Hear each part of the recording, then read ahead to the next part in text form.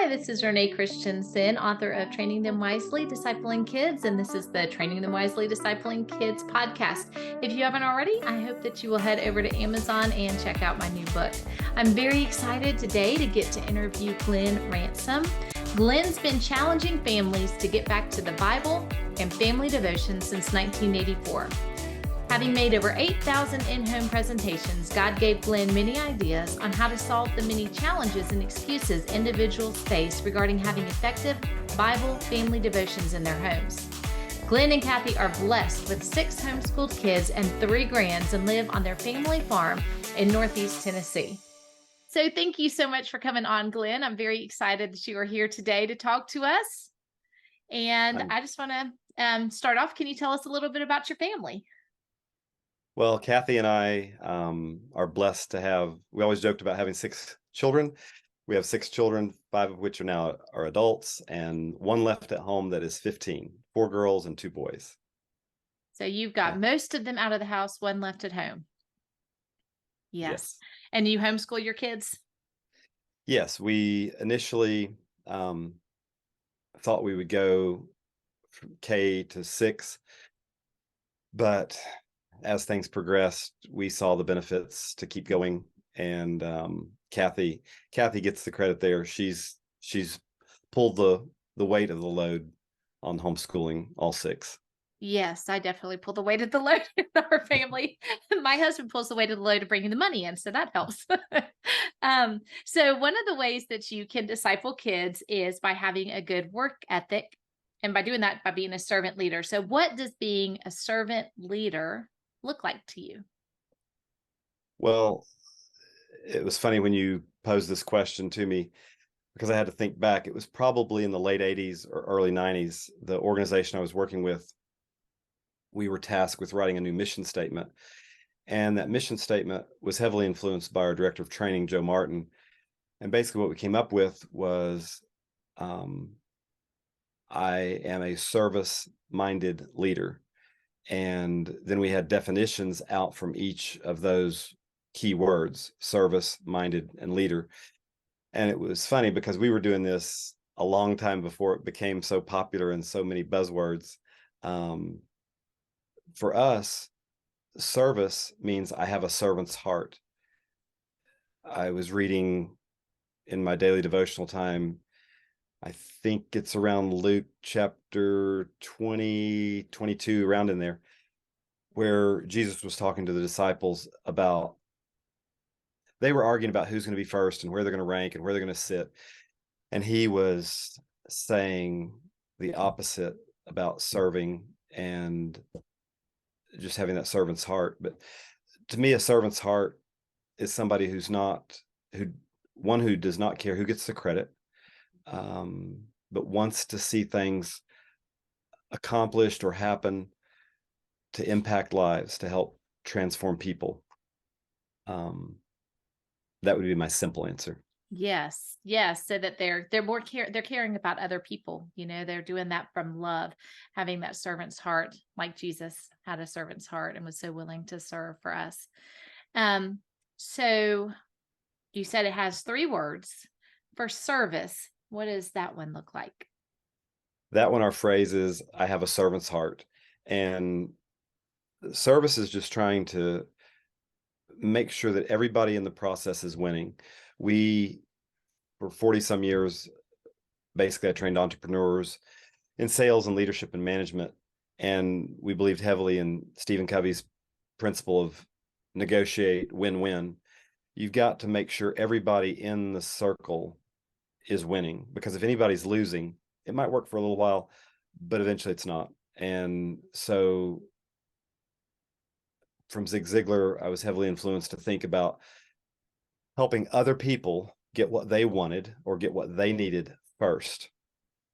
Because he said, if you'll help enough other people get what they want or need, then all of your needs will be taken care of. And I don't know, for me, I was heavily brainwashed into trying to think about that customer or think about that person I was training and trying to help them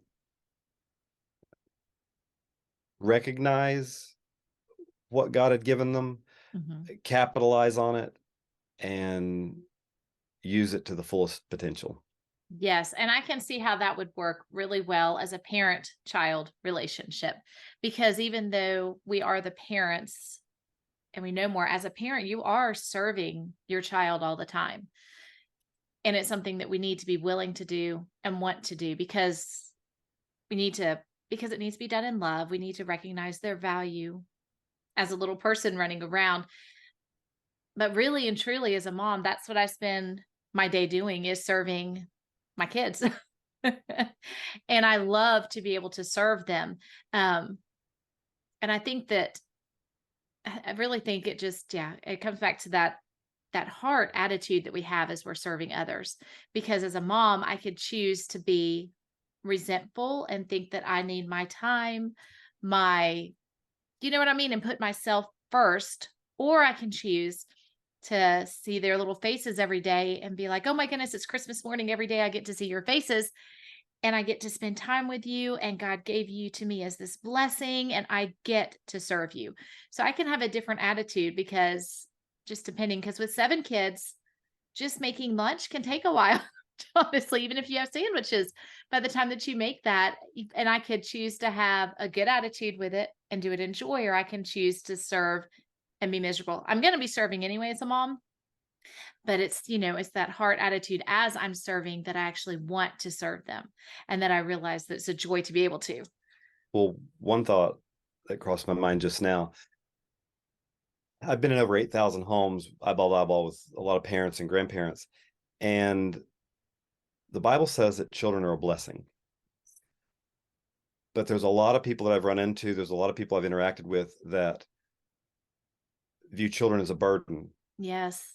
There was a situation probably 30 some years ago where the couple found out they were expecting, and within 24 hours, the engineering husband had figured out how much it was going to cost to get that child to 18.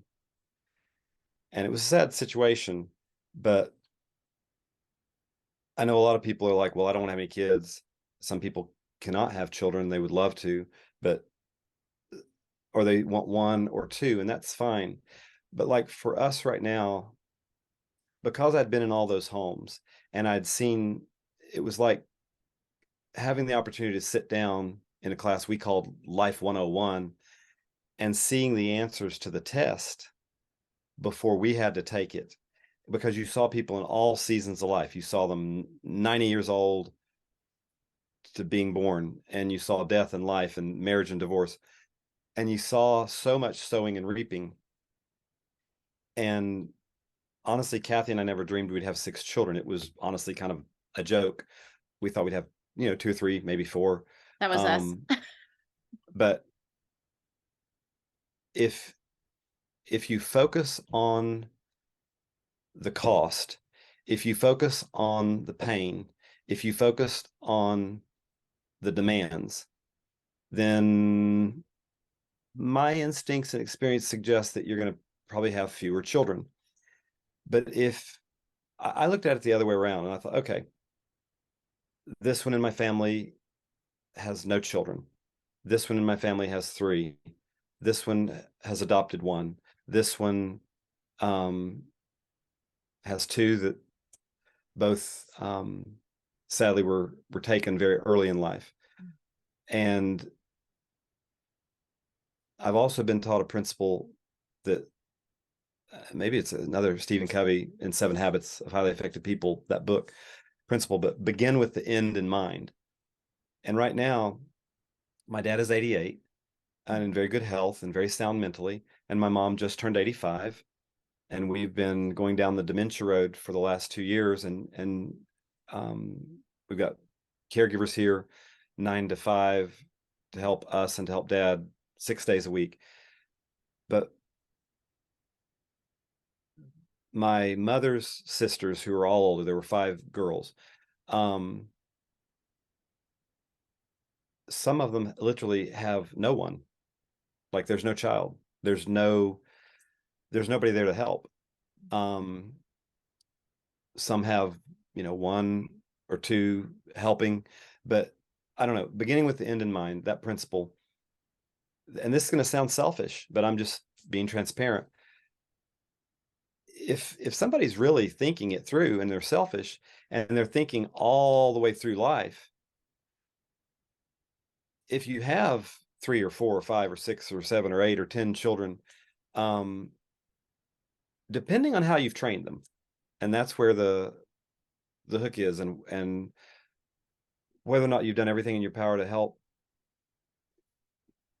if this is allowed to be said, God to capture their heart. I think your Social Security looks a lot better later, but when you've got the average American having 1 point something children, you can do the math. If something happens or somebody gets transferred to California or out of the country, when things happen as they do in life, there's no one there. There's no support. And we have a lot of friends that are public school friends, private school kids, and a large group of friends that are homeschooling friends. If you're training those children early, and I believe in early, I think I've been taught that over 65% of a child's adult mental capacity is done by the age of 2. And by the age of 6, you're over 85%. So I just look at the parents and go, hey, you need to get it right. Yeah. For Before 6. they're 13, their worldview is established by age 13. So Right. those first years are very important. Well, if you lay that foundation right, and so many people are like, well, it's just a child, and I'm like, I don't know if it was maybe Dave Ramsey or Charlie Tremendous Jones, but he said you give a kid $1 and it's no big deal. It's a kid and it's $1. Or when a child earns that $1, you can teach them to tithe, you can teach them about taxes, you can teach them. I remember playing Monopoly with our 2 oldest children when they were, I don't know, they may have been 8 and 10. And Rebecca, our oldest, who's now an accountant in the accounting world, has her master's in that. She ran out of money and she felt like the game was over and she was sad. And I said, well, I could loan you some money, but I clearly explained the terms that, just to keep it simple, I said it's 10%. When you get done with the loan, you owe me 10%. So if I loan you $100, then when you pay off the loan, you've got to give me 110. And she wanted to stay in the game. So, but I clearly explained the ground rules. And when she got back on her feet and it was time to collect the loan and I wanted the 10%, she was traumatized. I mean, literally traumatized. She was like, that's just not right. You gave me 100. And I said, yeah, but you used my money. You had use of it. You helped get, and she was scarred. I mean, literally scarred. Sarah was kind of scarred too. Number 2, she was glad she didn't get a loan. But it was like, if you give them $1 and say it's just a child, it's just $1, that's where your problem starts. To me, it's how things start. And so being with all these families and being in their homes, and honestly, most of the time, what we saw was what you didn't want. Yeah. You saw what you did not want to be married to. You saw what you did not want as a marriage. You saw what you did not want as children. You did not want as a life. But there were a few families, maybe one a day, that you would just be like, okay, freeze, time out, like stop. Like, how did you meet? How did you find your spouse? Like, what are you feeding these children? What, like, it was just like freeze and tell me how you're doing. Or if I would meet a couple and they'd been married 40, 50, 60, sometimes 70 years, I'd just be like, okay, I'm not married. Pen and paper in hand, talk.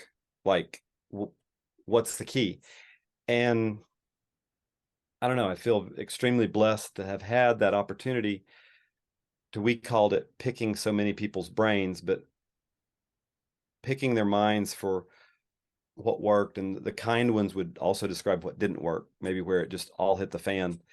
And because you can learn from success and failure. Yes, you can. Mm-hmm. And for me, I believe it's just critical what you do those first 6 years, because Yes. the last part of that point I was trying to make, was if you disciple them, if you train them properly, there should come a point where they start adding horsepower to your family. They can dust, they can vacuum. Rebecca had a knack for when I went independent of Thomas Nelson and brought the division here to Northeast Tennessee, it was just me and a laptop. And my dad had been in banking. He'd been president of some banks. He said he'll do the books and he'll do the customer service. Only one problem, he had never turned on a computer.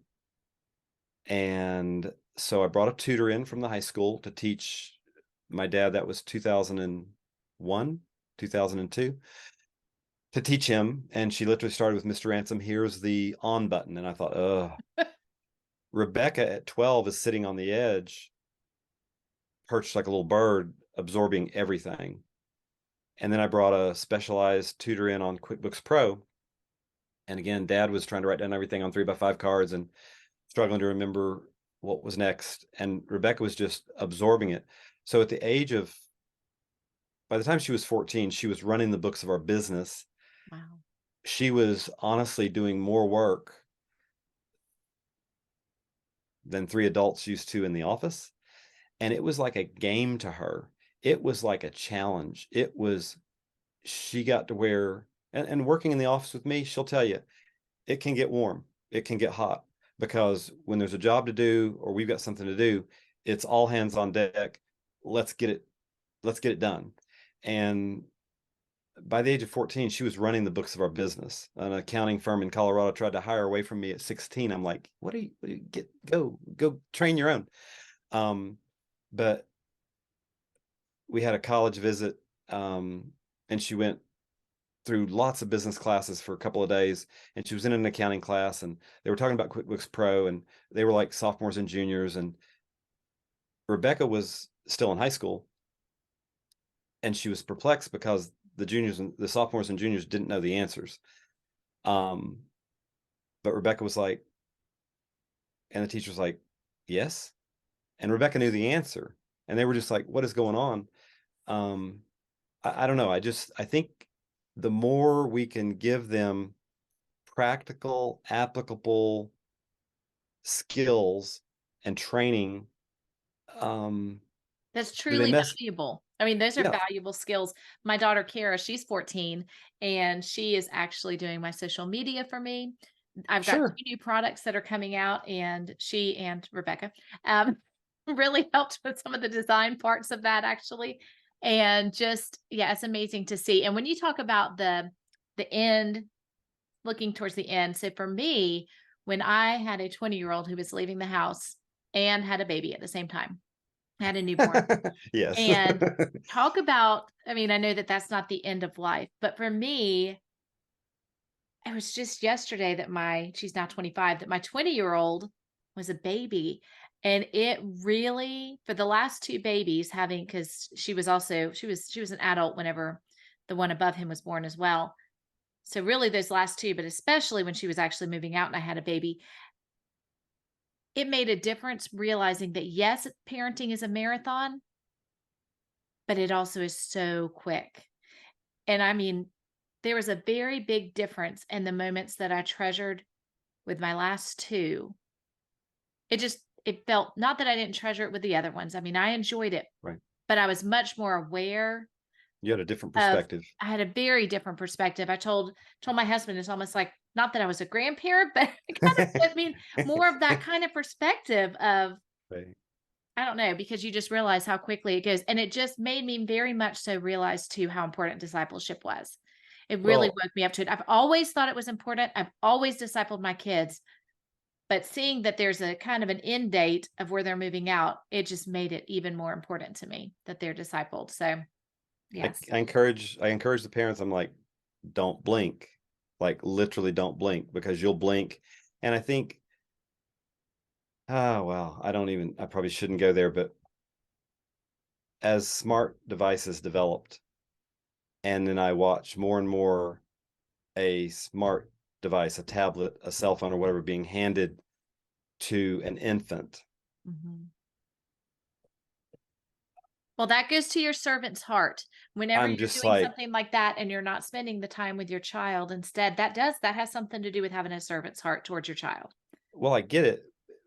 It entertains the child, but what it's doing to their brain and Yes. physically and Versus you serving them as a parent in a different right. way than this. Mhm. But we tend to think, well, they can't communicate that much. They're picking up so much stuff before the age of 2. It is unreal. We are not being trained. We are not being taught. I don't care if it's homeschool, private or public. I don't believe we're doing enough training on the critical importance of before the age of 2, dad and mom, and before the age of 6. Because in my mind, Kathy and I were so focused on that before 6. Not to say that there wasn't stuff we're doing after and every day. Hopefully, we're influencing each other, and as they mature, they're adding more horsepower and they're giving another perspective and they're influencing us. Um, when I was 16 or 17, my dad looked at me and he goes, "There's soon coming a day where you're going to be teaching me more than I'm teaching you."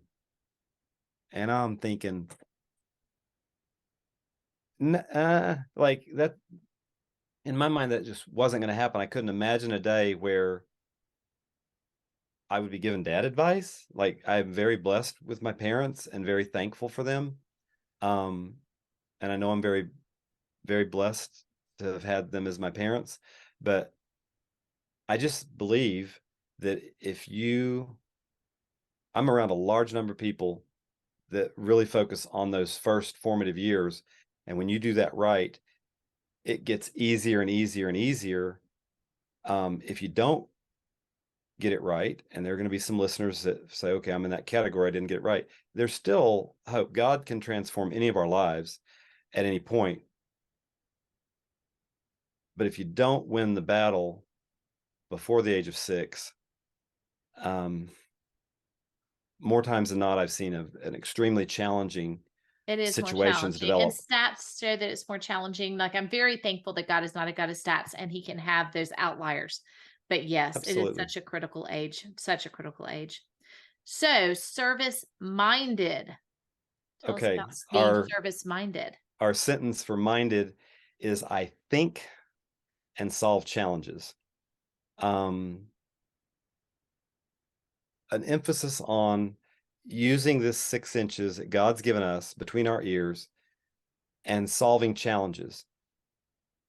Right now, with so much going on in the world, a lot of people are singing, "The sky is falling, the sky is falling, the end is coming, Lord, just take us out of here." I remember as a child, they taught a lot and preached a lot on prophecy and end times, and I was convinced I would probably never be married, would never have children. Um, it's just the church circles I was around.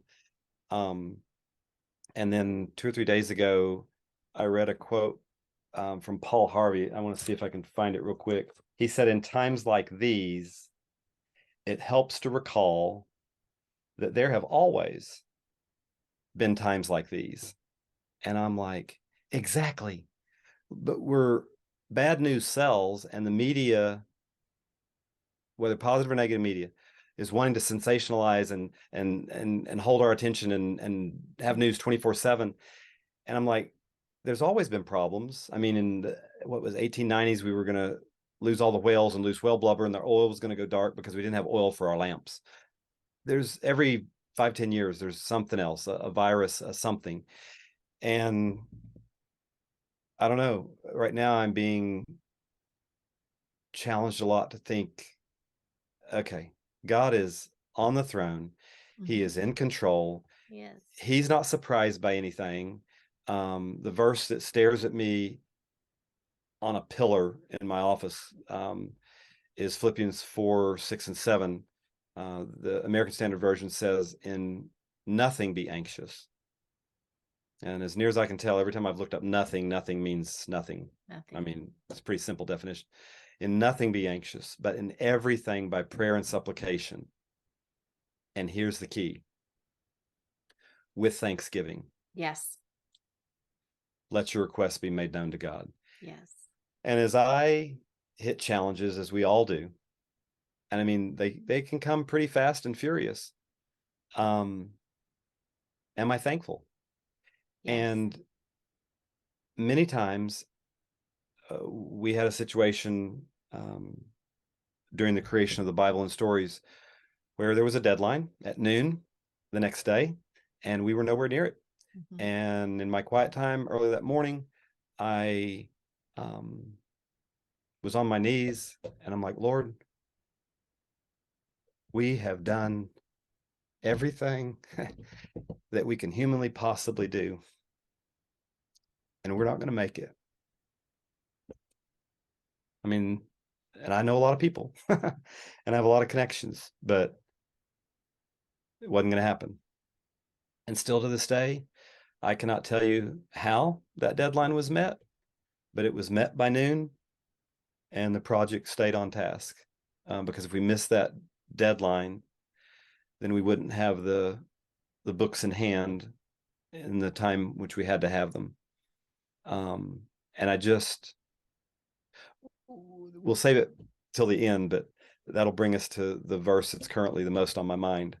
But minded means I think and solve challenges. It means engage your brain, Mm-hmm. engage the brains of others, and think.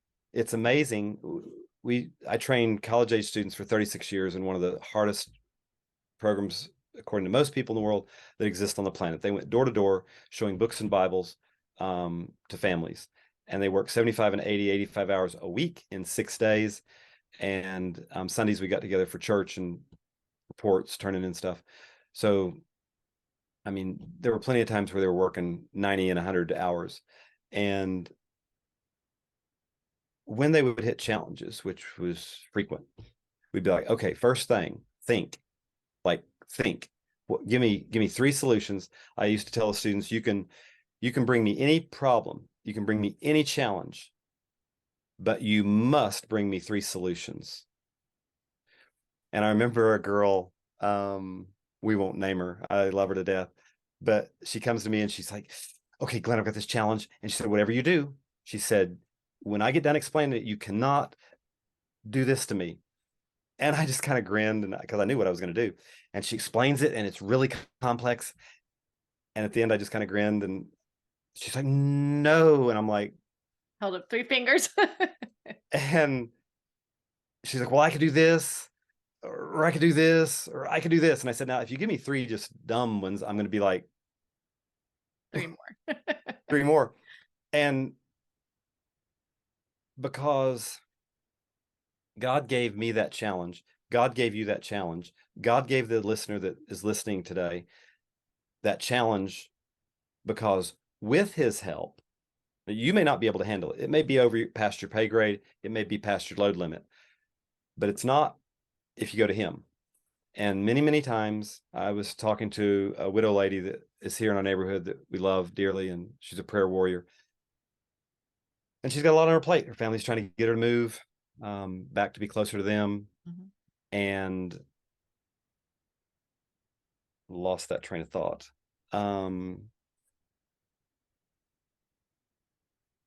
Back up, Renee, and give me that sentence where I was a sentence or two ago. My mind will click back in. About the widow lady that you know and love, the one Right, just before that. the one with the 3 and then the 3, and if it doesn't work and you have to think. Oh, right. I was just saying, describing to her impossible situations that were humanly impossible. There was no way that it was happening. And time after time after time after time, God's showing up. And many times for me, it's been in that quietness. It's been in that stillness of the really early, for me, it's a really early morning, blocked off, set aside. It's an appointment. It's a place. It's a time. Yes. And Just spend time with God. Yeah. I would go there, and I'm not a creative person, but he would just start giving me answers. Yes. And I'd be like grabbing a pen, and I'd be like writing down like crazy, because I knew it wasn't in my head. I had never had these thoughts before. I didn't know what I was doing, or I was in way over my head, or I was in what many trusted experts and mentors around me said was impossible. Mm-hmm. Like, you can't do it. Like, it is, like, Glenn, I can't do it. And I know you, I mean, no offense, but it can't be done. And in my mind, when I'm in those situations, I hear them, but all I'm thinking inside my head is, So what you're telling me is it's impossible. Like That you can't nothing's do it. impossible with God. I can't do it.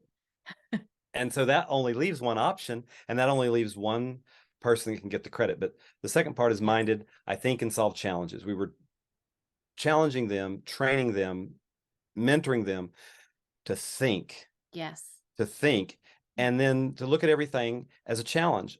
I think it was Dennis Waitley, in a set of his motivational audio tapes years ago, back in the 80s. I think it was The Psychology of Winning. But if I remember right,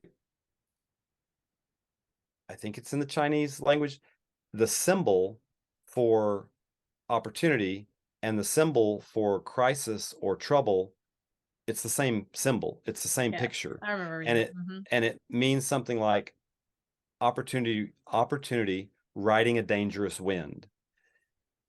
And it's easy for me to get bogged down or think woe is me or the world's on me.